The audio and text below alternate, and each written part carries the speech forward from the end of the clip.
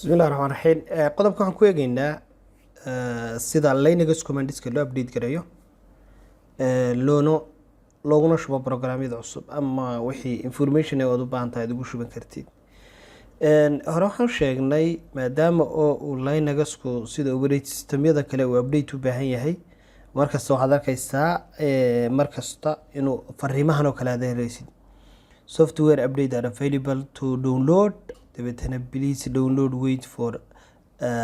software updates ayuu ku leeyahay marka inagu waxaan rabnaa marka inaan marka koobaad update garayno waayo new features baa markasta kusoo baxaya marka waxaan rabnaa inaynu sinu ugu shubi lahayn programyo cusub una update garin lahayn inaan barano marka waxaan leenahay control shift plus sidaan u soo yeelaysanayna saan isku aragno ugu horeyn aan update garayno waxaynu sidaan u update garaynayna marka waa sidan waxaad galaysaa marka koobaad super user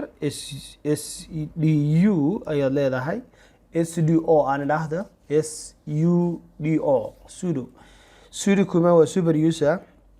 waa userka administratorka sida tusaalahaan windowska haddaad isticmaalaysid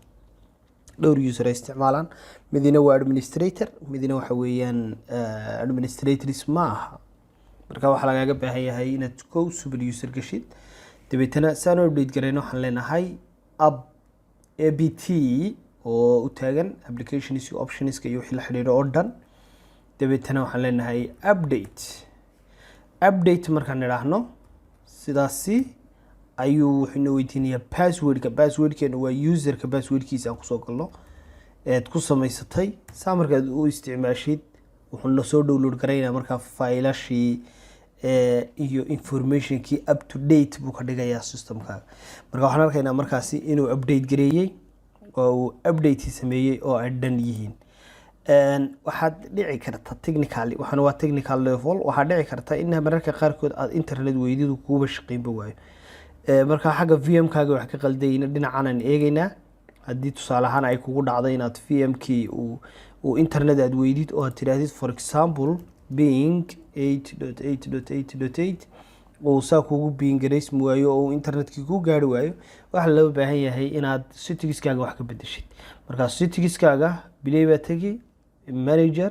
dabeetana waxaad leedahay virtual machine-keenana waxaan eegaynaa markaasi qaybtan network address translationka natka waxaa laga rabaa kow inuu ku ahaado net usage shared hosts IP addresskaaga hostinga ayaa isticmaalaysa marka kaniya lagaaga baahanya haddaad for example bridge saaratid inaan kuu shaqeyn baa dhici karta internetka mana aha by the way kuu shaqeyn maayo haddaad tidhaahdid sidoo kale private shared host isticmaalna kuu shaqeyn maayo marka waxaa laga baahan yahay inaad adigu markasta aad saaratid network address translation okay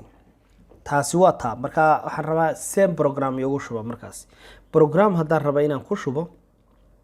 there is two ways aan program ugu shubi karo dhinac waa dhinacii graphics-ka maba jeclin dhinaca aan isticmaalo dhinacan caadiga ee graphics-ka ee la arkayo programmadii tusaale ahaan any program kasta oo jira aan halkan ka arkayo I don't need it halkan aan ka arkayo tusaale ahaan haddaan raba inaan ku shubo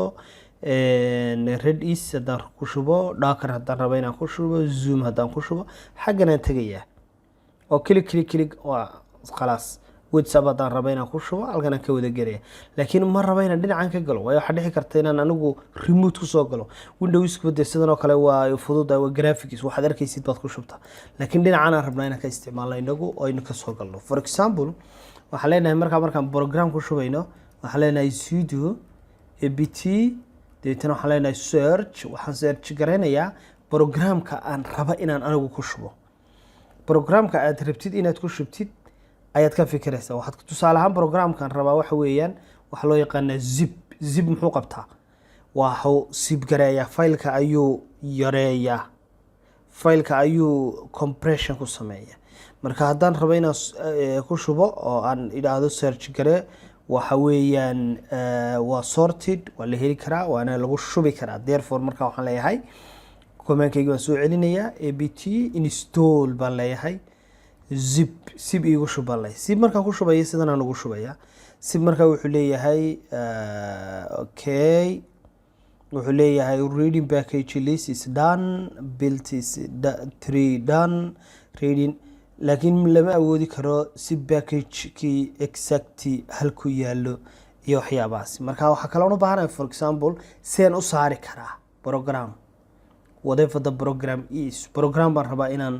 inaan tuuro kan laftiisa hadda aan ku shubay baan rabaa inaan tuuro. waxaan odhan karnaa sudo apt install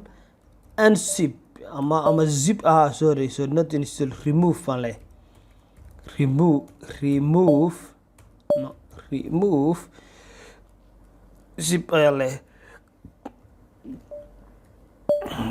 I say unzip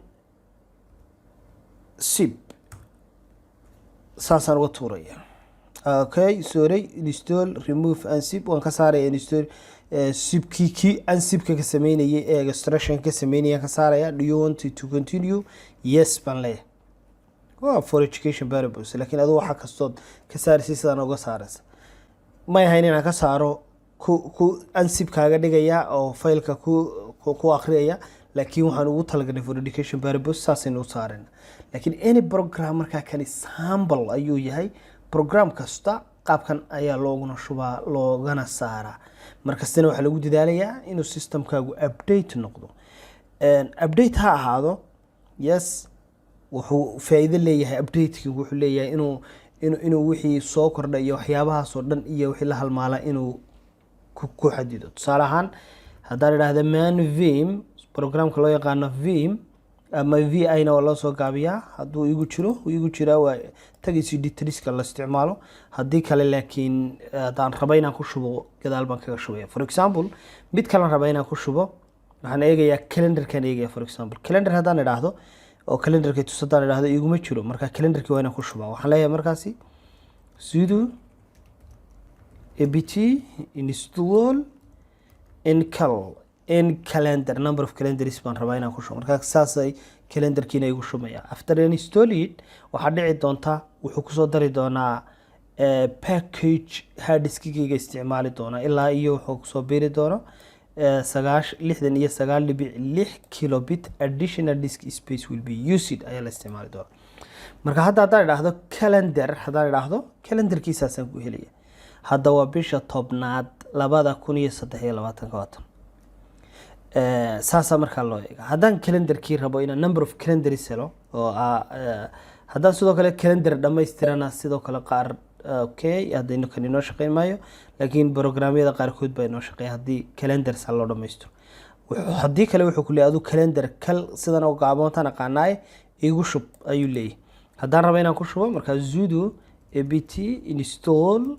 calendar ayaan sidiisa ugu wada shubaya. marka waa inaad adigu bartaa wixii adiga kaa maqan aana taqaanaa sida loogu shubo.